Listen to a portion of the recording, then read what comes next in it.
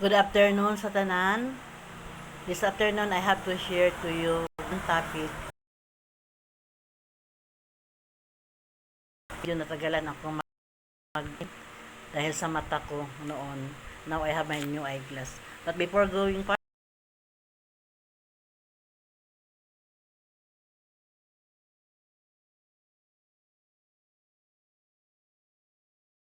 further, Lord, may I ask again for your blessing.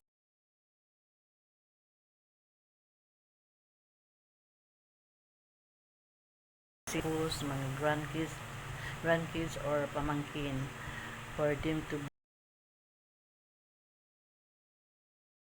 be and for the teachings that you want me to share to them. In the simple catechism online, may I ask for your blessings on me to use my tongue to guide me what to do to make it successful one.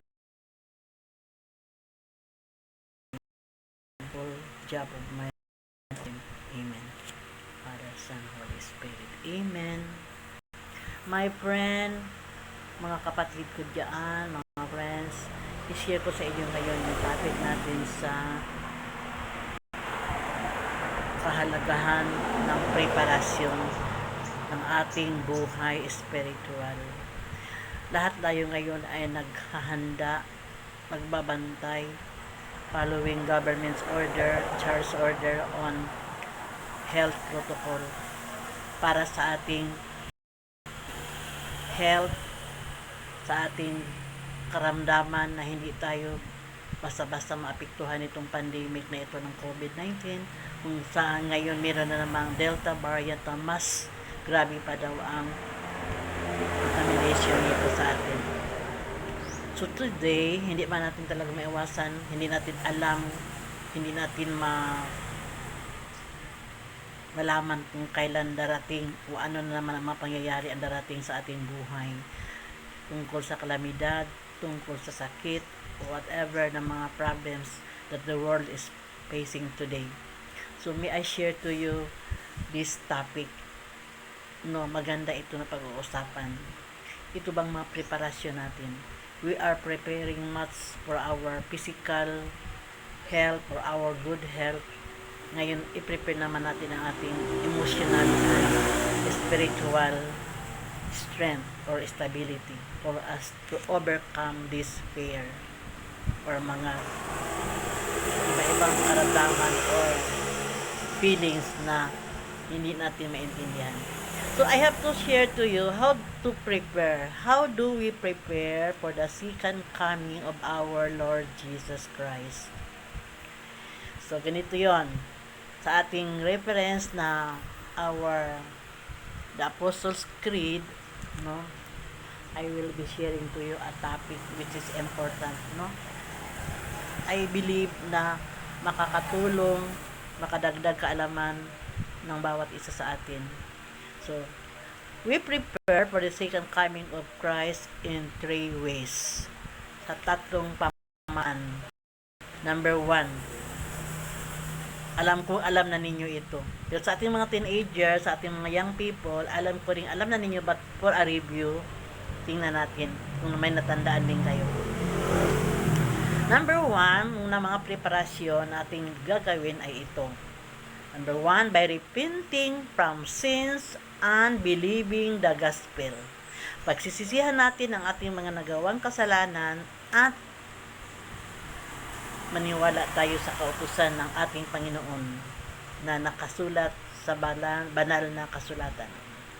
So, believing the gospel of God. Since we cannot enter paradise in the state of mortal sin, hindi tayo makapasok sa paraiso ng Panginoon kung tayo ay nasa estado ng malaking kasalanan, no?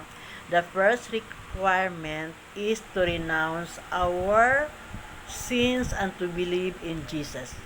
Iwasan na ang pagpakasala. Magsikap na baguhin ang sarili, ang dating mga ginagawa na hindi maganda, gawin na ngayon ang mas tama at mas nakakaaya, no? Nakaaya-aya, yung ganoon. Because sabi nga, the kingdom of God is at hand. Repent and believe in the gospel. Mabasa yan sa book of Mark 1 to 1, chapter 1, verse 15. Itong is also ginagamit ito during our Ash Wednesday celebration, kung saan ang ating mga kaparian or mga laiko nag sa atin ditong noo at sinasabihan tayo, from dust we will return.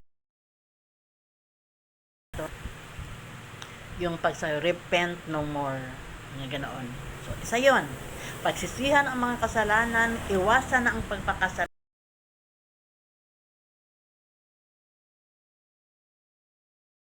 yan sa dapat nating gagawin.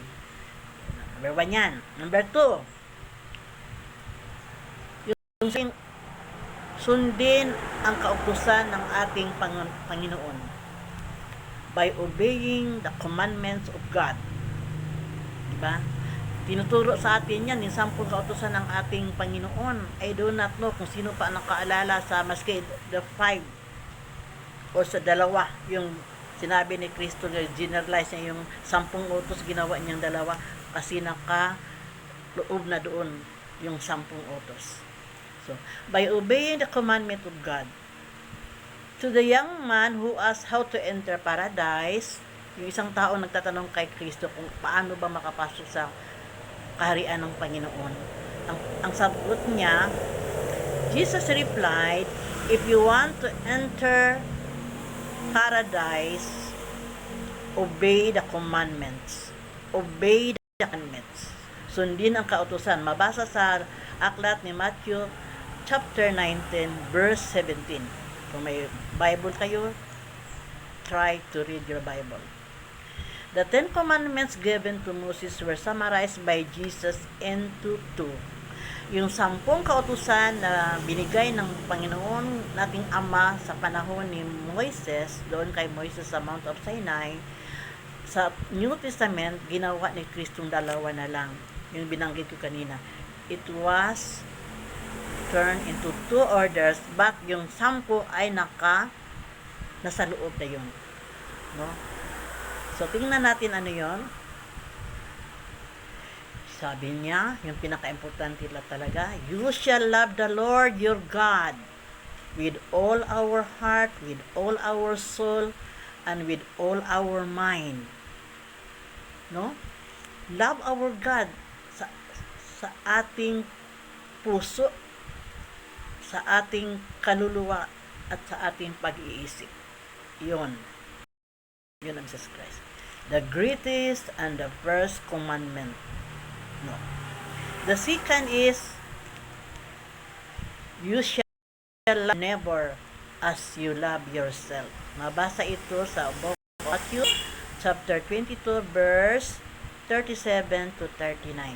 Review tayo sa ating Bible nang maalala natin palagi. Yan yun. 2 na yun, no? Ang pangatlo, ano yung 3 preparation na gagawin? Pangatlo, by doing works of eternal life. Gawin natin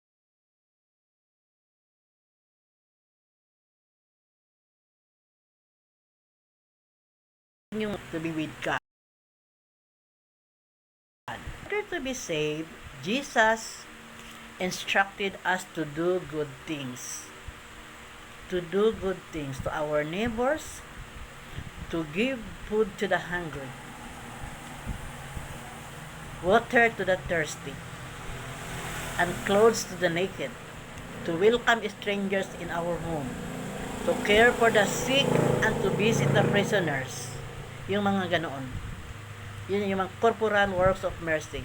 Mabasa yan sa book of Matthew chapter 25 verse 35 to 36. These are called works of eternal life. Yung mga gawain upang tayo ay makapasok sa kaharian ng Panginoon. Because they are rewarded not on earth but in heaven. Tulad ng binanggit ni Father John kaninang umaga, yung isang laiko na payat na siya, matagal na siya nagsisirbi bilang isang laiko, tinanong siya o sinabihan siya ng kanyang mga kapitbahay, sabi ng ganyan, bakit ka pa nagsasyaga dyan sa inyong kapilya sa inyong community, serving as laiko. Wala naman kayong sweldo. Sakitin pa siya. Ano ang sagot niya? Ang sagot niya, wala akong sweldo, pero mabubuo yun darating ang panahon. Ibig sabihin nito, when he die, he will be in heaven, and there, yung dinideposit niyang mga magagandang ginagawa niya, makamta niya yon in heaven. Yon ang example sa mga tinatawag natin works for eternal life. So, ito yung pinaka-importante. Ulitin ko, ang number 1, by repenting from sins and believing the gospel of God. Pagsisihan ng taimtim ang ating mga nagawang kasalanan at maniwala sa kautusan sa mga kasabihan ng ating Panginoon sulat sa banal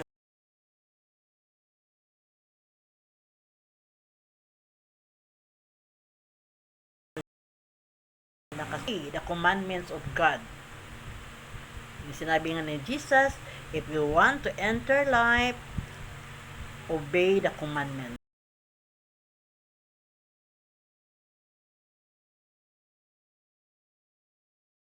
Lagang bigyan natin ng pagpahalaga ang ating pagmamahal sa Panginoon. Ang kanyang kautusan na siya ay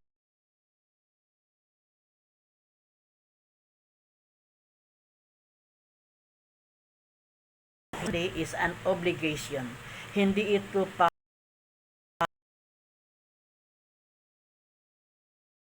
and our holy mass every Sunday, our rest day, the day of our Lord, for us Catholics, talagang it is an obligation. It is an obligation. Kaya wala itong paluya-luya. Dapat sigasig.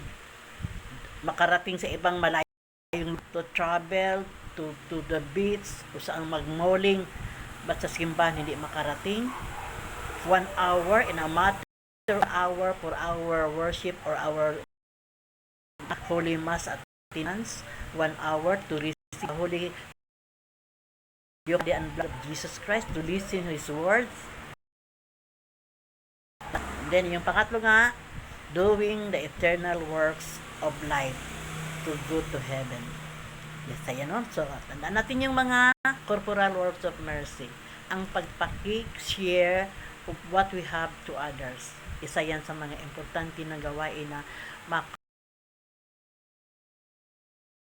makapaton Diyos. Kagay dito. Ano ang meaning ng Maranatha? Word na Maranatha. No? Maranatha is an Aramaic word which means come, O Lord. Can you tell yourself, can you say to yourself, to God, come, O Lord? But Lord is always with us. Tayo lang ang nagapalayo sa iya. The Lord is always with us. Only us depart from Him through our sins. Kaya, ang ating Panginoon ngayon ay nakahanda na sigurong bumalik for the second time. Marami na ang nagsasabi na coming na talaga si Jesus kasi ang dami ng signs at may mga predictions ni Nostradamus, yung mga ano pa yung mga nababasa natin, iba't ibang mga comment na mga ganito pangyayari sa iba't ibang bansa sa buong mundo. Matakot na tayo. Every now and then may lindol anywhere. Ang pandemic mayroon na namang dumarating na mas worse pa kaysa COVID-19, itong Delta variant. Nakakatakot. Ang dami na nagpapabakuna. Ang dami rin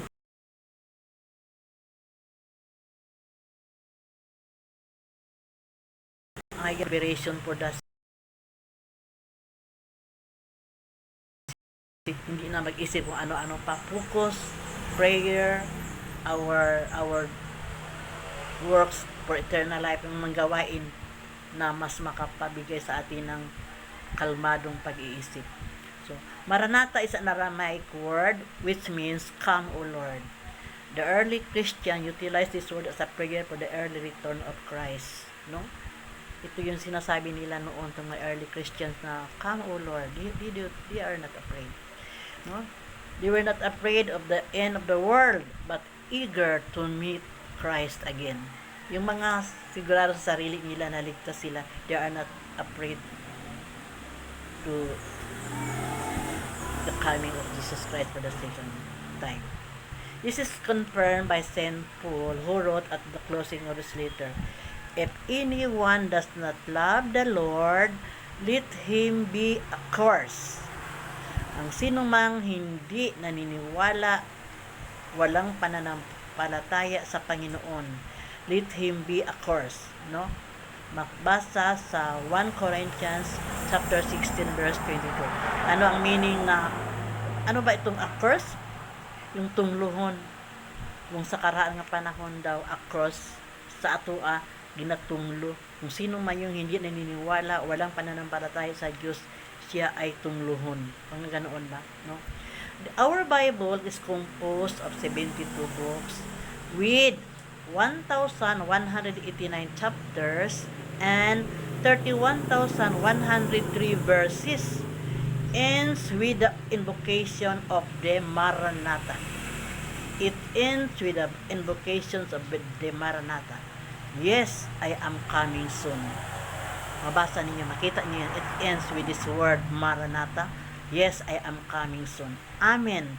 Come, Lord Jesus. Basahin niyo sa Revelation chapter 22 verse 20. Maranatha. I am coming soon. Come, Lord Jesus. Yan. So, may ikatakot ba? Just do good things. Repent our sins.